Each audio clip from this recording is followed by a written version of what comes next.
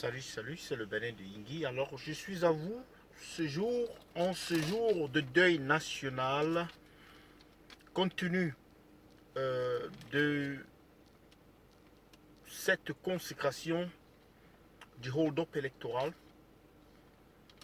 cette, n'est-ce pas, cérémonie qui a entériné cette autre décision du Conseil criminel, comme quoi M. Biya était le président élu, alors que nous savons bien que les élections ont été truquées, volées, la victoire également. En ce jour où le professeur Kamto s'est fait brièvement arrêter par ceux-là même qui réclament avoir obtenu 71% aux élections, mais ont toujours peur des 14% qu'ils ont pris le soin de généreusement, c'est-à-dire qu'ils ont généreusement attribué au professeur Maurice Kamto. En ce jour où, n'est-ce pas, les dirigeants du MRC, Maître Sim, professeur Foguet et autres, je vais parler Monsieur Ekoka, se sont fait arrêter et se trouvent en ce moment dans des destinations inconnues. En ce jour où le professeur Maurice Kamto a été placé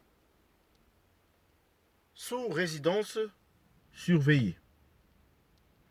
En ce jour où le Cameroun tourne une fois de plus la page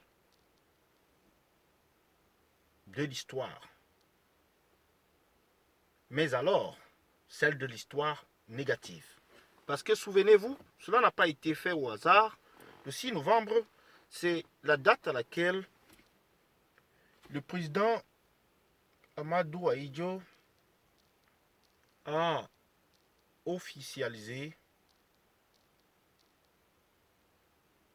ce qui est devenu aujourd'hui la catastrophe camerounaise, symbolisée par la cession de M. Paul Biya au pouvoir. Et ceci date depuis plus de 36 ans. Maintenant, une fois de plus, le 6 novembre,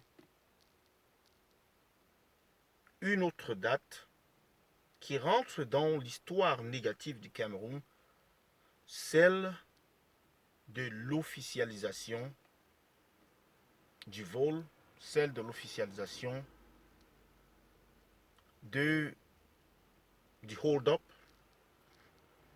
celle de l'officialisation d'un pouvoir dictatorial. Les Camerounais doivent se poser beaucoup de questions aujourd'hui. Maintenant que la victoire a été volée, quel futur pour notre cher et beau pays? Voilà M. Paul Biya qui a modifié la constitution du Cameroun à maintes reprises au point de la mettre juste à sa taille. Quel pays nous laissera-t-il? Un pays où la constitution dit que le président de la République est éligible indéfiniment, c'est-à-dire à plusieurs mandats. C'est ce qu'il nous laissera. Un pays où le code électoral est fait en la faveur, ou alors le code électoral favorise un seul parti. Un pays où nous avons des administrateurs tous inféodés par le RDPC, un pays où nous avons une justice à la solde du RDPC, un pays où nous avons une armée, la police, la gendarmerie au service du RDPC et non du Cameroun. Un pays où nous avons des préfets, des sous-préfets, des gouverneurs à la solde du RDPC.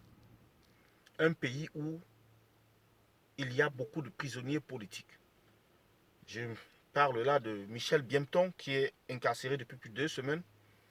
Un pays où nous avons des détournements, un pays où les gens meurent de faim, un pays où il n'y a pas de soins de santé, d'éducation, des routes, de l'électricité et de l'eau. C'est ce qu'on doit retenir de Paul Biya. Il n'y aura pas plus dans tous les cas. Et cela, je vous soumets cela à votre appréciation. C'est le Banin de Yingi.